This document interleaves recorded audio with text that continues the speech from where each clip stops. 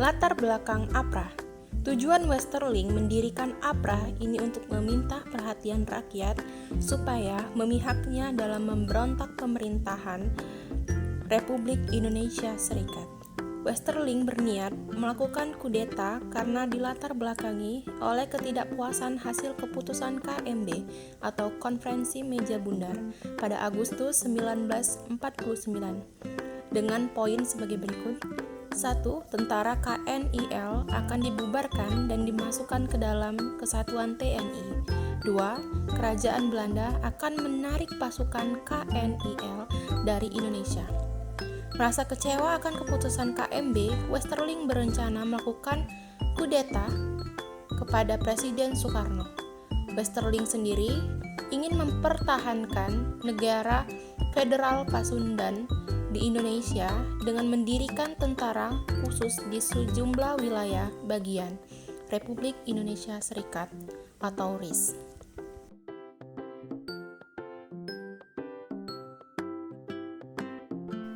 Pada 5 Januari 1950, Westerling mengirim ultimatum ke pemerintahan RIS supaya mengakui negara bagian Pasundan sekaligus APRA sebagai tentara Pasundan.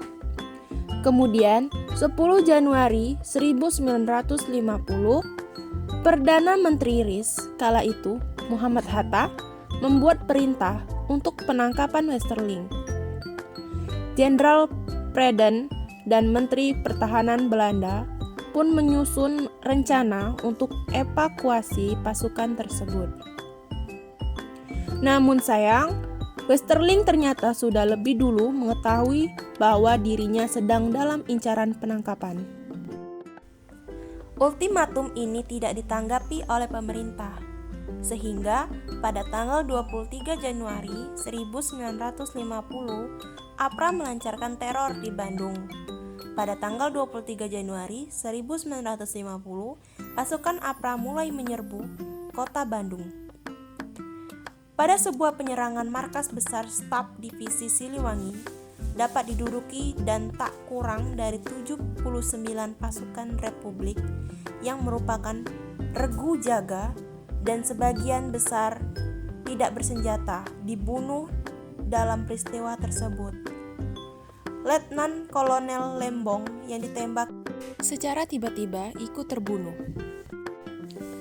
Pada tanggal 24 Januari 1950 terjadi pertempuran di daerah Pacet antara pasukan APRA dengan pasukan Republik.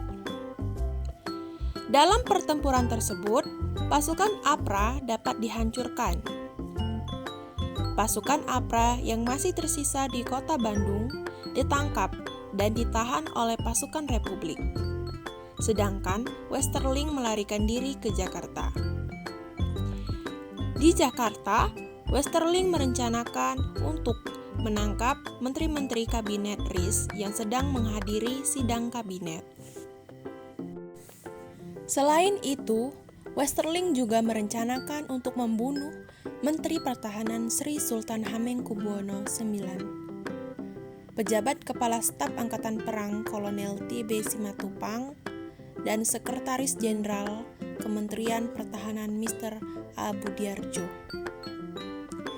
Rencana Westerling tersebut dapat digagalkan karena sudah tercium oleh pihak keamanan, sehingga diambil tindakan preventif dan sidang kabinet ditunda.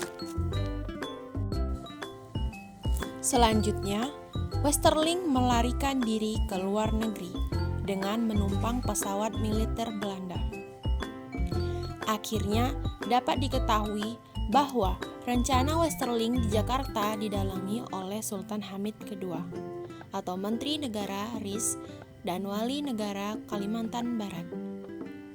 Sultan Hamid II berhasil ditangkap pada tanggal 4 April 1950.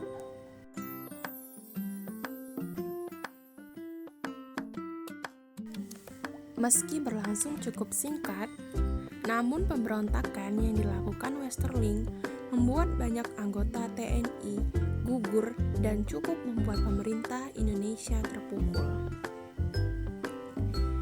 Kondisi keamanan rakyat juga ikut terancam dan terganggu oleh aksi keji yang dilancarkan Westerling dengan pasukannya.